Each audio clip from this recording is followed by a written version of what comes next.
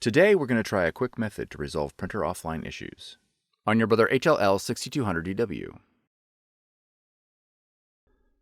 Generic drivers can be a common cause of wireless issues with your Brother printer. In this video, we'll verify your driver configuration to ensure a generic driver did not get installed. To check your driver configuration, open Control Panel and right-click on the Brother printer icon. Select Printer Properties. When the driver settings appear, click the Advanced tab and verify that the proper driver has been applied. The proper driver will contain your model number in the name. If your Brother machine is configured with a different driver, select the Brother driver from the drop-down menu and click Apply.